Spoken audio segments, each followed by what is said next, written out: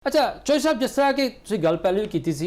ये दसो कि इसराइल वाहद मुल्क है जड़ा कि किसी सूरत भी जंगबंदी नहीं चाहता।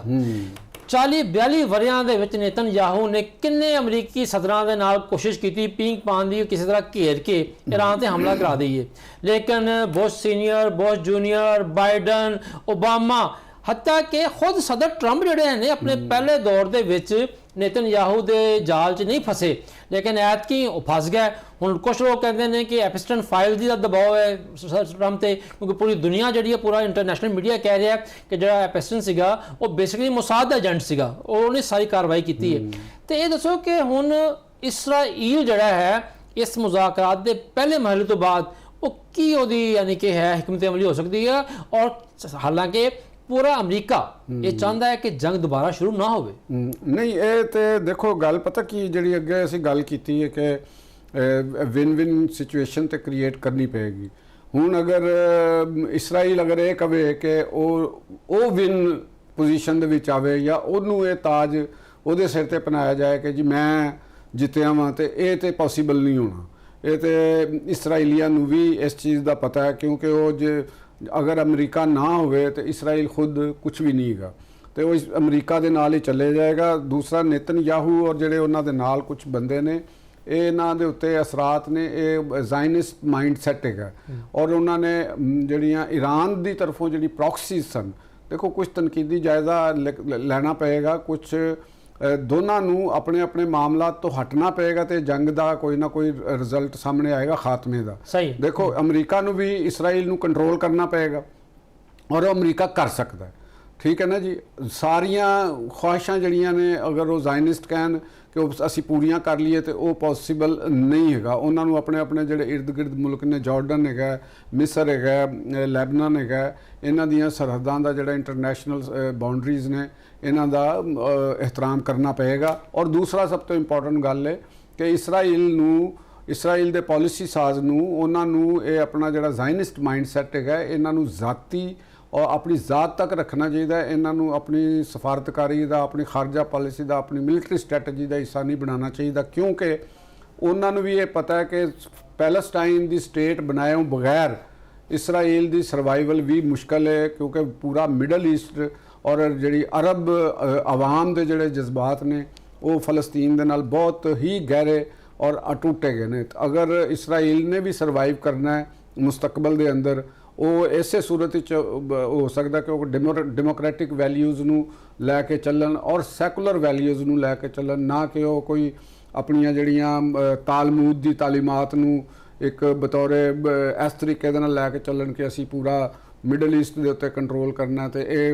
जिहड़े गल की है ना कि पूरी मिडल ईस्ट वाली, देखो नेतनयाहू की तो हमेशा कोशिश रही है ग्रेटर इसराइल काम बहुत कम करता पे, लेकिन जोड़े हम देखो जैसे ही मुज़ाकरात अज खत्म हुए हैं तो अज ही जड़ा है और जड़ी वेस जान थोड़ी देर बाद ही इसराइल ने फिर लबनान के एक शहर से हमला किया है, 5 अफराद शहीद हो गए हैं। हुण इसराइल के अंदर की भी सूरत हाल जी बड़ी पचीता जी हुई है। अज सुनिया है कि नेतनयाहू के जोड़े करप्शन के केसेज ने उन्होंने सुनवाई दोबारा शुरू हो रही है, और बड़े मजबूत तगड़े केस ने वो बारे किया जा रहा है। नवंबर के इसराइल के नवे इलैक्शन भी हो रहे हैं, और पहले भी और कल भी दिन गुजरे है वो इसराइल के अंदर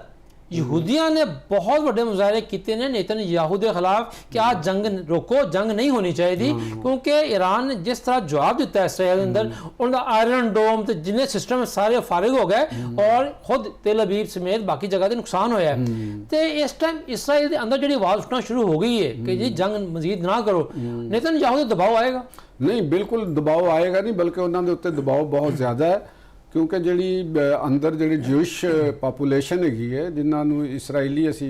कहने आवाम है, आवाम की अक्सरीयत भी जंग दे शामिल नहीं होना चाहती। ये गल सीधी जी गल है रिजवान साहब के दुनिया के किसी भी स्टेट की आवाम जी है वो जंग नहीं चाहती, क्योंकि सब तो ज़्यादा नुकसान आवाम नूं हुंदा है, और हुक्मरान जिहड़ा तबका हुंदा है जंगी जनून मुख्तलिफ वजूहात की बुनियाद पर वो आंदा है। ये मैं समझना वा कि जी ईरानी रजीम है उन्होंने भी अपनी पॉलिसियां के उत्ते नज़रसानी की जरूरत है। वो प्रॉक्सियां के जरिए ज़्यादा देर तक अपने आप को सेव करने की जी उन्होंने पॉलिसी सी कि असी मुख्तलिफ मुल्कों को इंगेज रखीए ताकि साढ़े सिस्टम को अंदर आके नुकसान ना पहुँचा सकन। उन्होंने ਉਹਨਾਂ ਨੇ ਹਿਜ਼ਬੁੱਲਾ ਨੂੰ ਪ੍ਰਮੋਟ ਕੀਤਾ। ਜਿਹੜੀ ਅਸੀਂ ਲਬਨਾਨ ਦੀ ਗੱਲ ਕਰ ਰਹੇ ਹਾਂ ਉਹ ਦਰ ਹਕੀਕਤ ਸਾਊਥ ਲਬਨਾਨ ਹੈ ਜਿਹਦੇ ਉੱਤੇ ਕੰਟਰੋਲ ਹੈਗਾ ਹਿਜ਼ਬੁੱਲਾ ਦਾ। ਸਹੀ। ਤੇ ਹਿਜ਼ਬੁੱਲਾ ਇਸਰਾਈਲ ਉਹਦਾਂ ਦੇ ਉੱਤੇ ਕਰ ਰਿਹਾ। ਇਹਨਾਂ ਨੂੰ ਆਪਣੀਆਂ ਪ੍ਰੌਕਸੀਆਂ ਨੂੰ ਸਮੇਟਣਾ ਪਏਗਾ। ਉਹਨਾਂ ਦੇ ਵਾਸਤੇ ਜਿਸ ਤਰ੍ਹਾਂ ਵੀ ਕੋਈ ਰਸਤਾ ਕੱਢਣਾ ਚਾਹੀਦਾ ਤਾਂ ਕਿ ਈਰਾਨ ਜਿਹੜਾ ਨਾ ਆਪਣੇ ਇਸ ਬਰਡਨ ਤੋਂ ਬਾਹਰ ਹੋਵੇ। ਦੂਸਰੀ ਉਹਨਾਂ ਨੇ ਯਮਨ ਦੇ ਵਿੱਚ ਹੌਸੀ ਜਿਹੜੇ ਨੇ ਉਹ ਉਹਨਾਂ ਦੇ ਇਤਿਹਾਦੀ ਨੇ, ਤੁਹਾਨੂੰ ਪਤਾ ਹੋਏਗਾ ਉਹਨਾਂ ਨੇ ਇਹਨਾਂ ਮੁਜ਼ਾਕਰਾਤ ਦੇ ਪਹਿਲੇ ਵੀ ਗੱਲ ਸਾਹਮਣੇ ਆਈ ਸੀ ਕਿ ਜੀ ਉੱਥੇ ਵੀ ਜੰਗ ਬੰਦ, ਉੱਥੇ ਵੀ ਫਾਇਰਿੰਗ ਜਾਂ ਜੰਗ ਬੰਦ ਹੋਣੀ ਚਾਹੀਦੀ ਕਿਉਂਕਿ ਉਹਨਾਂ ਨੇ ਸਾਡਾ ਸਾਥ ਦਿੱਤਾ। ਔਰ ਇੰਝ ਇਰਾਕ ਦੀ ਗਵਰਨਮੈਂਟ ਇੱਕ ਅਲੱਗ ਹੈ, ਉੱਥੇ ਇੱਕ ਹਿਜ਼ਬੁੱਲਾ ਇਰਾਕੀ ਹਿਜ਼ਬੁੱਲਾ ਵੀ ਮੌਜੂਦ ਹੈ। ਤੇ ਇਸ ਕਿਸਮ ਦੀ ਜਿਹੜੀ ਪ੍ਰੌਕਸੀਜ਼ ਦੇ ਜ਼ਰੀਏ ਆਪਣੇ ਮੁਖਾਲਫਾਂ ਦੇ ਨਾਲ ਇੰਗੇਜਮੈਂਟ ਕਰਨੀ ਔਰ ਜਾਂ ਆਪਣੀ ਪੋਲੀਟੀਕਲ ਮਾਮਲਾਤ ਨੂੰ ਹੱਲ ਕਰਨਾ, ਇਹ ਪਾਲਿਸੀ ਵੀ ਤੁਹਾਨੂੰ ਪਤਾ ਹੈ ਕਿ ਉਹ ਬਿਲਾ ਆਖਰ ਕਿੰਨੀ ਈਰਾਨ ਵਾਸਤੇ ਵੀ ਫੇਟਲ ਸਾਬਤ ਹੋਈ ਹੈ ਕਿ ਉਹਨਾਂ ਦੀ ਪੂਰੀ ਸਾਰੀ ਕਿਆਦਤ ਉਹਦੀ ਨਜ਼ਰ ਹੋਈ, ਉਹਨਾਂ ਦੇ ਅਸਾਸੇ ਉਹਨਾਂ ਦੀ ਨਜ਼ਰ ਹੋਏ ਔਰ ਉਹ ਆਵਾਮ ਦੀਆਂ ਉੱਥੇ ਬਹੁਤ ਜ਼ਿਆਦਾ ਮਾਲੀ ਨੁਕਸਾਨਾਤ ਹੋਏ, ਇਨਫਰਾਸਟ੍ਰਕਚਰ ਦਾ ਨੁਕਸਾਨ ਹੋਇਆ। ਤੇ ਇਹ ਜਿਹੜੀ ਇਸ ਕਿਸਮ ਦੀ ਜਿਹੜੀ ਪਾਲਿਸੀ ਹੈ, ਜਿਹੜੀ ਪ੍ਰੌਕਸੀਜ਼ ਦੇ ਜ਼ਰੀਏ ਤੁਸੀਂ ਲੜਨ ਦੀ ਕੋਸ਼ਿਸ਼ ਕਰਦੇ ਹੋ, ਇੰਗੇਜਮੈਂਟ ਕਰਨ ਦੀ ਕੋਸ਼ਿਸ਼ ਕਰਦੇ ਹੋ ਜਾਂ ਆਪਣੇ ਵਸਾਇਲ ਤੁਸੀਂ ਉਹਨਾਂ ਦੇ ਉੱਤੇ ਜ਼ਾਇਆ ਕਰਦੇ ਹੋ, ਤੇ ਇੱਕ ਆਪਣੇ ਮੁਲਕ ਦੇ ਅੰਦਰ ਤੁਸੀਂ ਇੱਕ ਬਹੁਤ ਹੀ ਥਿਓਲੋਜੀਕਲ ਔਰ ਬੜਾ ਖੌਫਨਾਕ ਕਿਸਮ ਦਾ ਜਿਹੜਾ ਇੱਕ ਸਿਸਟਮ ਹੁੰਦਾ ਤੁਸੀਂ ਉਹਦੇ ਜ਼ਰੀਏ ਰੂਲ ਕਰਨ ਦੀ ਕੋਸ਼ਿਸ਼ ਕਰਦੇ ਹੋ, ਤੇ ਇਹ ਵੀ ਜ਼ਿਆਦਾ ਦੇਰ ਨਹੀਂ ਚੱਲਦਾ। ਤੁਸੀਂ ਗੱਲ ਕੀਤੀ ਜਿਹੜੀ ਇਰਾਨੀ ਆਵਾਮ ਦੀ, ਤੇ ਇਹ ਤਾਂ ਗੱਲ ਠੀਕ ਹੈ ਕਿ ਸਦਰ ਟਰੰਪ ਨੇ ਖੁਦ ਵੀ ਇਤਰਾਫ ਕੀਤਾ ਹੈ ਕਿ ਜੰਗ ਤੋਂ ਪਹਿਲੇ ਅਸੀਂ ਜਿਹੜਾ ਇਰਾਨੀ ਮੁਜ਼ਾਹਰੀਨ ਵਾਸਤੇ ਅਸਲਾ ਭੇਜਿਆ ਉਹ ਕੁਰਦਾਂ ਜ਼ਰੀਏ ਕੁਰਦਾਂ ਨੇ ਆਪ ਰੱਖ ਲਿਆ। ਔਰ ਤੁਹਾਨੂੰ ਪਤਾ ਉਸ ਟਾਈਮ ਤੇ ਅਮਰੀਕਾ ਇਸਰਾਈਲ ਦੀ ਪੂਰੀ ਹਕਮਤ ਅਮਲੀ ਔਰ ਕੋਸ਼ਿਸ਼ ਇਹ ਸੀਗੀ ਕਿ ਕਿਸੇ ਤਰ੍ਹਾਂ ਇਹ ਮੁਜ਼ਾਹਰੀਨ ਦੇ ਜ਼ਰੀਏ ਬਗਾਵਤ ਹੋ ਜਾए और रजीम चेंज हो जाए, लेकिन एंड टाइम तो ना हो सकी और जंग भी शुरू हो गई। इस जंग ने ईरानी कौम ਨੂੰ तो एक करता, लेकिन ਜਿਹੜੇ ਉਹਨਾਂ ਦੇ ਮਾਸ਼ੀ ਮਸਾਇਲ ਨੇ, ਜੋ ਮਹਿੰਗਾਈ ਦਾ ਆਲਮ ਹੈ, ਜੋ ਬਾਕੀ ਉੱਥੇ ਬੁਨਿਆਦੀ ਸਹੂਲਤਾਂ ਦਾ ਫੁਕਦਾਨ ਹੈ, ਉਹਦੀ ਵਜ੍ਹਾ ਤੋਂ ਇੱਕ ਅਲੱਗ ਦਬਾਅ ਜਿਹੜਾ ਹੈ ਈਰਾਨੀ ਰਜੀਮ ਦੇ ਉੱਤੇ, ਈਰਾਨੀ ਕਿਆਦਤ ਤੇ ਮੌਜੂਦ ਹੈ। ਔਰ ਕਿਆ ਇਹ ਦਬਾਅ ਜਿਹੜਾ ਹੈ ਈਰਾਨ ਦੀ ਮੌਜੂਦਾ ਜਿਹੜੀ ਕਿਆਦਤ ਹੈ ਉਹਨੂੰ ਮਜਬੂਰ ਨਹੀਂ ਕਰੇਗਾ ਕਿ ਕੋਈ ਨਾ ਕੋਈ ਰਾਹ ਕੱਢੋ, ਹਰ ਦਰਮੀ ਦਾ ਮੁਜ਼ਾਹਰਾ ਨਾ ਕਰੋ, ਕੋਈ ਨਾ ਕੋਈ ਅੱਗੇ ਦੁਨੀਆ ਨਾਲ ਚੱਲਣਾ ਹੈ, ਰਾਹ ਕੱਢੋ ਕੋਈ। ਨਹੀਂ ਇਹਦੇ 'ਚ ਤੇ ਜਿਹੜੀ ਅਸੀਂ ਗੱਲ ਕਰ ਰਹੇ ਹਾਂ ਕਿ ਦੇਖੋ ਪਹਿਲੇ ਕਹਿੰਦੇ ਨੇ ਨਾ, ਅਸੀਂ ਪੰਜਾਬੀ ਦੇ ਵਿੱਚ ਅਸੀਂ ਬੋਲਦੇ ਹਾਂ ਨਾ ਕਿ ਆਪਣੀ ਮੰਜੀ ਥੱਲੇ ਡਾਂਗ ਫੇਰੋ, ਉਹਦਾ ਮਤਲਬ ਇਹ ਹੀ ਹੁੰਦਾ ਕਿ ਯਾਨੀ ਆਪਣੇ ਘਰ ਨੂੰ ਸਾਫ਼ ਕਰੋ। ਤੇ ਪਹਿਲੀ ਜਿਹੜੀ ਈਰਾਨੀ ਰਜੀਮ ਵਾਸਤੇ ਵੀ ਹੈਗਾ ਕਿ ਉਹਨਾਂ ਨੂੰ ਇਸ ਚੀਜ਼ ਦਾ ਮੇਰਾ ਖਿਆਲ ਹੈ ਕਿ ਹੁਣ ਉਹ ਵਕਤ ਆ ਗਿਆ ਹੈ ਕਿ ਉਹਨਾਂ ਨੂੰ ਇਹ ਗੱਲ ਤਸਲੀਮ ਕਰ ਲੈਣੀ ਚਾਹੀਦੀ ਹੈ ਕਿ ਸਿਵਲ ਲਿਬਰਟੀਜ਼ ਦੇਣੀਆਂ ਪੈਣਗੀਆਂ ਉਹਨਾਂ ਨੂੰ, ਕਿ ਹਰ ਸੂਰਤ ਵਿੱਚ ਇਹ ਕੰਮ ਕਰਨਾ ਪਏਗਾ। ਦੂਸਰੇ ਮੁਖਾਲਫੀਨ ਦਾ ਵਜੂਦ ਬਰਕਰਾਰ ਬਰਦਾਸ਼ਤ ਕਰਨਾ ਪਏਗਾ ਔਰ ਜਿਹੜੇ ਇੱਕ ਇਕਤਰਫਾ ਕਿਸਮ ਦੇ ਤੁਹਾਡੇ ਰੂਲਸ ਉਹਨਾਂ ਨੂੰ ਤੁਸੀਂ ਆਪਣੇ ਅੰਦਰ ਲਚਕ ਪੈਦਾ ਕਰੋਗੇ ਤੇ ਸਿਸਟਮ ਸਰਵਾਈਵ ਕਰੋਗੇ। ਦੇਖੋ ਸਿਸਟਮ ਜਿਹੜਾ ਅਗਰ ਤੁਸੀਂ ਇੰਨਾ ਸਖਤ ਕਰੋਗੇ ਤੇ ਉਹ ਆਪਣੇ ਆਪ ਹੀ ਟੁੱਟ ਜਾਏਗਾ। ਉਹ ਅੰਦਰੋਂ ਉੱਥੇ ਇੱਕ ਦਫਾ ਨਹੀਂ ਮੁਜ਼ਾਹਰੇ ਹੋਏ, ਈਰਾਨ 'ਚ ਕਈ ਦਫਾ ਮੁਜ਼ਾਹਰੇ ਹੋ ਚੁੱਕੇ ਨੇ, ਤੇ ਉਹ ਦੁਬਾਰਾ ਵੀ ਇਹੋ ਜਿਹੇ ਦਬਾਅ ਦੇ ਵਿੱਚੋਂ ਦੁਬਾਰਾ ਵੀ ਸਿਚੁਏਸ਼ਨ ਲਿਖੇ ਤੇ ਫਿਰ ਤੁਸੀਂ ਕਿਆ ਖਿਆਲ ਹੈ ਕਿ ਦੁਬਾਰਾ ਉਹਨਾਂ ਨੂੰ ਕੁਵਤ ਦੇ ਨਾਲ ਖਤਮ ਕਰਨ ਦੀ ਕੋਸ਼ਿਸ਼ ਕਰੋਗੇ, ਜਿਹੜਾ ਕਿ ਬਹੁਤ ਮੁਸ਼ਕਲ ਹੋਏਗਾ। ਐਨਜੀ ਅਮਰੀਕਨਸ ਦਾ ਵੀ ਇਹ ਕੰਮ ਹੈ ਜਿਵੇਂ ਅਸੀਂ ਇਸਰਾਈਲ ਦਾ ਵੀ ਕੀਤਾ ਕਿ ਟਰੰਪ ਇੰਤਜ਼ਾਮੀਆ ਨੂੰ ਵੀ ਇਹ ਚੀਜ਼ ਨੂੰ ਸਮਝ ਲੈਣਾ ਚਾਹੀਦਾ ਹੈ ਕਿ ਹਰ ਮਾਮਲੇ ਦਾ ਹੱਲ ਉਹ ਬੰਬ ਨਹੀਂ ਹੈਗੇ ਔਰ ਇਹ ਚੀਜ਼ਾਂ ਨਹੀਂ ਹੈਗੀਆਂ। ਤੁਸੀਂ ਸਿਰਫ ਅਮਰੀਕਨਾਂ ਦੇ ਫਾਇਦੇ ਵਾਸਤੇ ਪੂਰੀ ਦੁਨੀਆ ਨੂੰ ਤਬਾਹ ਨਹੀਂ ਕਰ ਸਕਦੇ ਕਿਉਂਕਿ ਤੁਹਾਡੇ ਨਾਲ ਦੁਨੀਆ ਖੜੀ ਨਹੀਂ ਹੋਏਗੀ। ਨਾ ਤੁਹਾਡੇ ਨਾਲ ਯੂਰਪ ਖੜਾ ਹੋਇਆ, ਨਾ ਨੈਟੋ ਖੜਾ ਹੋਇਆ, ਨਾ ਤੁਹਾਡੇ ਨਾਲ ਚੀਨ ਖੜਾ ਸੀ, ਨਾ ਤੁਹਾਡੇ ਨਾਲ ਸਾਊਦੀ ਅਰੇਬੀਆ ਖੜਾ ਸੀ, ਕੋਈ ਮੁਲਕ ਤੁਹਾਡੇ ਨਾਲ ਨਹੀਂ ਖੜਾ। ਇਹ ਬਹੁਤ ਵੱਡਾ ਸਬਕ ਹੈ ਅਮਰੀਕਨ ਜਿਹੜੀ ਪਾਲਿਸੀ ਮੇਕਰਸ ਨੇ ਉਹਨਾਂ ਵਾਸਤੇ ਕਿ ਅਗਰ ਫਰਜ਼ ਕਰੋ ਕਿ ਅਗਰ ਅਮਰੀਕਾ ਇੱਕ ਐਡੀ ਵੱਡੀ ਕੁਵਤ ਨਾ ਹੁੰਦਾ, ਐਡੇ ਵਸਾਇਲ ਨਾ ਹੁੰਦਾ ਤੇ ਕਿਆ ਹੋਇਆ ਜੰਗ ਲੜਨ ਦੇ ਕਾਬਲ ਹੋ ਸਕਦਾ ਸੀ ਔਰ ਮੁਮਕਿਨ ਹੈਗਾ ਕਿ ਤੁਸੀਂ ਇਹ ਬਹੁਤ ਵੱਡੀ ਅਮਰੀਕਨ ਆਵਾਮ ਵਾਸਤੇ ਬਹੁਤ ਮੁਸ਼ਕਲਾਤ ਪੈਦਾ ਕਰ ਦਿੰਦੇ। ਜਿਸ ਤਰ੍ਹਾਂ ਦੇਖਿਆ ਜਿਸ ਤਰ੍ਹਾਂ ਇਸਰਾਈਲ 'ਚ ਹੋਏ ਨੇ, ਇਸਰਾਈਲ ਤੋਂ 10 ਗੁਣਾ ਜ਼ਿਆਦਾ ਵੱਡੇ ਮੁਜ਼ਾਹਰੇ ਜੰਗ ਦੇ ਖਿਲਾਫ ਅਮਰੀਕਾ ਦੇ ਵਿੱਚ ਹੋਏ ਨੇ। ਤੇ ਉਹਦੇ ਨਾਲ ਜਿਹੜੀ ਮੈਨੂੰ ਜਿਹੜੀ ਹੈ ਨਾ ਇਸ ਜੰਗ ਦਾ ਰਿਜ਼ਲਟ ਕੁਝ ਵੀ ਹੋਵੇ ਤੇ ਮੈਨੂੰ ਟਰੰਪ ਦੇ ਵਾਸਤੇ ਸਿਆਸੀ ਮੁਸ਼ਕਲਾਤ ਮੈਨੂੰ ਨਜ਼ਰ ਆ ਰਹੀਆਂ ਨੇ, ਚਾਹੇ ਉਹ ਇੰਪੀਚਮੈਂਟ ਹੋਵੇ ਜਾਂ ਮਿਡ ਟਰਮ ਇਲੈਕਸ਼ਨ ਵੀ ਹੋਵੇ ਕਿਉਂਕਿ ਉਹ ਕਨਵਿਕਟਡ ਤੇ ਪਹਿਲੇ ਹੀ ਨੇ, ਉਹਨਾਂ ਦੀ ਸਜ਼ਾ ਪੋਸਟਪੋਨ ਹੈਗੀ ਹੈ, ਉਹ ਸਜ਼ਾ ਖਤਮ ਨਹੀਂ ਹੋਈ। ਅਮਰੀਕਾ ਦੇ ਵਾਹਦ ਪ੍ਰੈਜ਼ੀਡੈਂਟ ਨੇ ਜਿਹੜੇ ਕਾਨੂੰਨ ਦੀਆਂ ਨਜ਼ਰਾਂ ਦੇ ਵਿੱਚ ਉਹ ਸਜ਼ਾ ਯਾਫਤਾ ਨੇ, ਤੇ ਉਹਨਾਂ ਦੇ ਵਾਸਤੇ ਅਗਰ ਉਹ ਇਹ ਸਮਝਦੇ ਸਨ ਕਿ ਮੈਂ ਸ਼ਾਇਦ ਈਰਾਨ ਨੂੰ ਦੇ ਉੱਤੇ ਆਪਣੀ ਫਤਹ ਕਰਕੇ ਤੇ ਇੱਕ ਲਾਰਜਰ ਦੈਨ ਸਟੇਟ ਇਮੇਜ ਬਣਾ ਲਵਾਂ ਤੇ ਜਿਹੜੀ ਐਪਸਟੀਨ ਫਾਈਲ ਦੇ ਮਾਮਲਾਤ ਨੇ ਜਾਂ ਪਿੱਛੇ ਚਲੇ ਜਾਣਗੇ, ਤੇ ਇਹ ਮੈਨੂੰ ਪੋਸੀਬਲ ਹੁੰਦਿਆਂ ਨਜ਼ਰ ਨਹੀਂ ਆਉਂਦੇ ਕਿਉਂਕਿ ਜਿਹੜਾ ਅਮਰੀਕਨ ਸਿਸਟਮ ਹੈਗਾ ਉਹਦੇ ਅੰਦਰੋਂ ਬਚ ਕੇ ਨਿਕਲਣਾ ਤਕਰੀਬਨ ਨਾਮੁਮਕਿਨ ਜੀ ਮੈਨੂੰ ਲੱਗਦਾ ਹੈ ਸ਼ੋਈ ਸਾਹਿਬ ਤੁਸੀਂ ਜ਼ਿਕਰ ਕੀਤਾ ਐਪਸਟੀਨ ਫਾਈਲ ਦਾ, ਉਹਨਾਂ ਦੀ ਆਪਣੀ ਬੁੱਢੀ ਜਿਹੜੀ ਹੈ ਉਹਨੇ ਕੱਲ ਦੇਖੋ ਕੀ ਬਿਆਨ ਦਿੱਤਾ ਹੈ, ਔਰ ਉਹਦਾ ਬਿਆਨ ਜਿਹੜਾ ਹੈ ਉਹ ਮੈਲਾਨੀਆ ਦਾ, ਉਹ ਦੇਖੋ ਟਰੰਪ ਵਾਸਤੇ ਬੜਾ ਖੌਫਨਾਕ ਹੈ। ਤੁਸੀਂ ਦੇਖੋ ਨਾ ਜੀ, ਇਹ ਇੱਕ ਜਿਹੜੀ ਸਿਵਲ ਸੁਸਾਇਟੀ ਹੈ, ਖਾਸ ਤੌਰ ਤੇ ਇਕੱਲੀ ਮੈਂ ਇਹ ਨਹੀਂ ਕਹਿੰਦਾ ਕਿ ਵੀ ਯੂਰਪ ਦੀ ਹੈ,